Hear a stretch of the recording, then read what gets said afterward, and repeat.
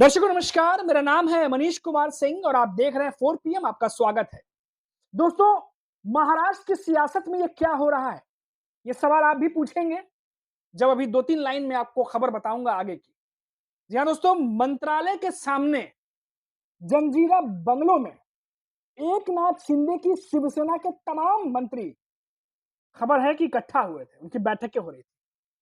फिर खबर आई कि हंगामा हो गया। अब मंत्रालय के सामने जंजीरा बंगलो जो है, उसकी भी बात बताऊंगा। जंजीरा बंगलो क्या है, किसका है? उसमें इन तमाम नेताओं के बीच में हंगामे की खबर क्यों आ रही है? आखिर क्या हुआ है? तो दोस्तों, दरअसल वहां पर एकनाथ शिंदे भी मौजूद थे। उप मुख्यमंत्री एकनाथ शिंदे की शिवसेना में इस समय कुछ बड़े घटनाक्रम घट रहे हैं और इस घटनाक्रम का मुख्य जो कह सकते हैं जो कनेक्शन है वो केंद्र मंत्री दादा भूसे जो हैं, उनका मुंबई में मंत्रालय के सामने जो स्थित जंजीरा बंगला है वो कनेक्शन है। अब इसी बंगले में आज राजनीतिक घटनाक्रम घट रहे हैं एक के बाद एक। एकनाथ शिंदे की शिवसेना के मंत्रियों की एक बेहद अहम, बड़ी और हाई वोल्टेज बैठक दादा भूसे के घर पर हो रही है। अब आप सोचिए दोस्तों कि अचानक ऐसा क्या हो गया कि इतनी बड़ी बैठक, अहम बैठक, हाई वोल्टेज बैठक दादा भूसे के घर पर हो रही है। अब दोस्तों, जो उप मुख्यमंत्री हैं डेप्यूटी सीएम एकनाथ शिंदे, उनकी जो शिवसेना है, इस समय बड़े कई सारी चीजों से गुजर रहे हैं, कई घटनाक्रम घट रहे हैं, पार्टी के भीतर भी, पार्टी के बाहर भी, जिस पार्टी के साथ गठबंधन में है उनके साथ भी। अब इन घटनाक्रमों का मुख्य जो कह सकते हैं जो केंद्र है वो मंत्री दादा भाई भूसे हैं। उनके घर पर ये तमाम चीजें जो है जंजीरा पर स्थित घटित हुई हैं, तमाम मंत्री इकट्ठा हुए हैं।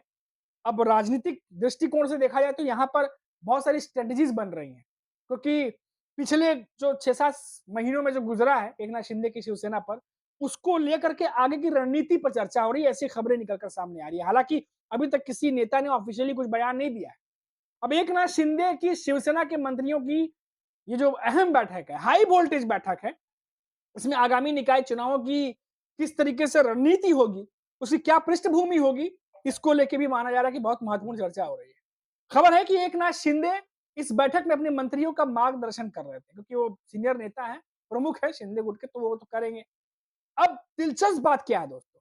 दिलचस्प बात यह है कि यह बैठक न केवल मंत्रियों के लिए बल्कि राज्य भर के शिवसेना के जितने भी शिंदे गुट के विधायक सांसद हैं, उनके लिए भी बुलाई गई थी। इस बैठक के बाद सभी विधायक सांसदों को मंत्रियों के लिए लंच का आयोजन किया गया और डिनर डिप्लोमेसी भी देखने को मिली, क्योंकि ये मीटिंग बहुत लंबी चली है दोस्तों। और बताया जा रहा है कि इस बैठक में शिवसेना की रणनीति तय की जा रही है। राजनीतिक विश्लेषकों ने भी इस रणनीति को लेकर के बहुत सारी बातें अब कही हैं।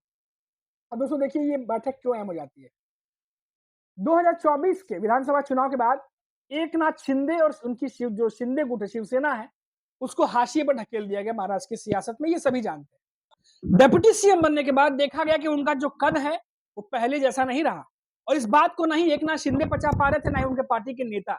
इसीलिए तो कई बार एकनाथ शिंदे की पार्टी के नेता ये कहते सुने गए कि जनता की नजर में सीएम तो अभी भी एकनाथ शिंदे ही है।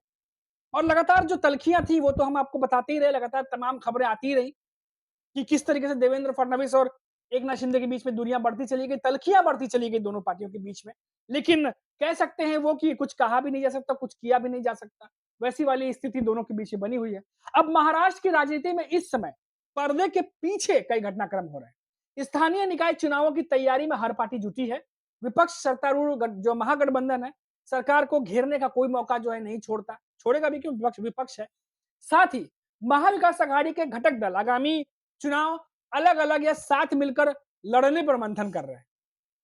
दूसरी ओर सत्तारूढ़ दलों के बीच एक गुप्त प्रतिस्पर्धा भी देखी जा रही है। अब दोस्तों, महाविकास आघाड़ी साथ में लड़े न लड़े, लेकिन महायुति ये बात कह रही है कि हम लड़ेंगे, लेकिन साथ ही साथ फ्रेंडली फाइट की बात भी कर रहे हैं। फ्रेंडली फाइट मतलब साफ इशारा है कि इस बार लोकसभा विधानसभा चुनाव की तरह सीटों पर मत्थापच्ची नहीं करेंगे, बल्कि इस बार हर जगह से कैंडिडेट जो चाहे वो उतारेगा, ऐसा दिख रहा है। इसीलिए फ्रेंडली फाइट की बात कही जा रही है, ताकि हर पार्टी अपना अपना कैंडिडेट उतार सके जहां से उतारना चाह रहे हैं। और सभी को पता है कि जिसकी सीट ज्यादा आएगी लास्ट में चलेगी उसी की।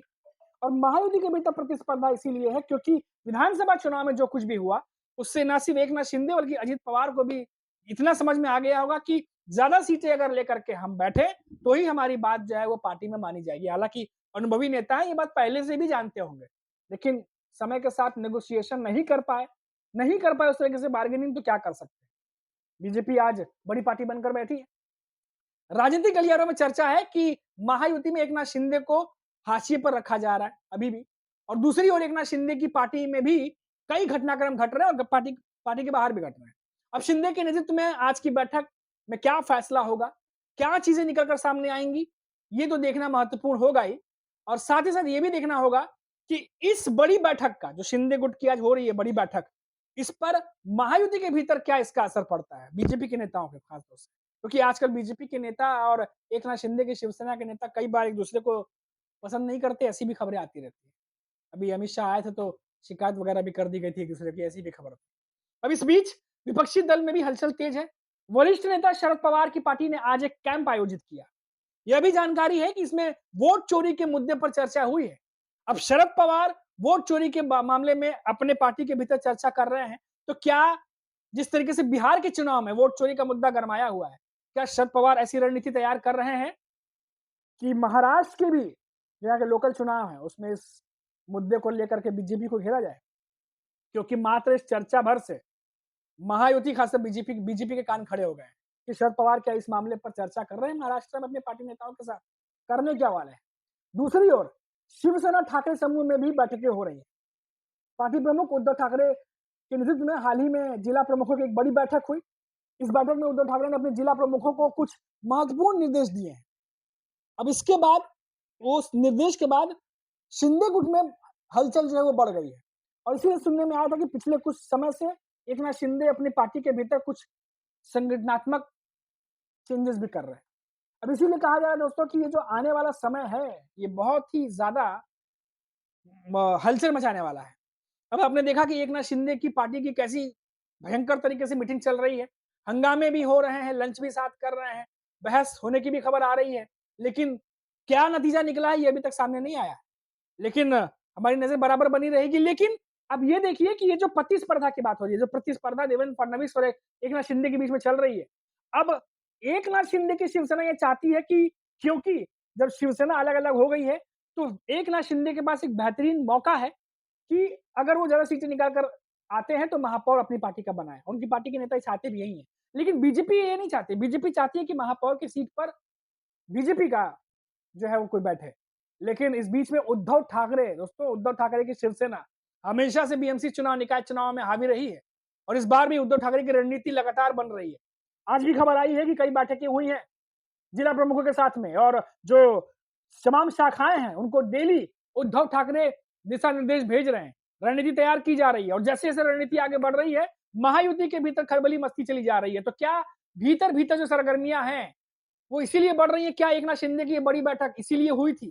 क्या निकाय चुनाव को लेकर के, क्योंकि इस बार मुकाबला एकनाथ शिंदे का सिर्फ महाविकास आघाड़ी से नहीं है, सिर्फ उनका मुकाबला इस बार शरद पवार की एनसीपी से नहीं है, उनका मुकाबला उद्धव ठाकरे की सिर्फ शिवसेना से नहीं है, ना ही कांग्रेस से, बल्कि इस बार उनका मुकाबला बीजेपी से भी है।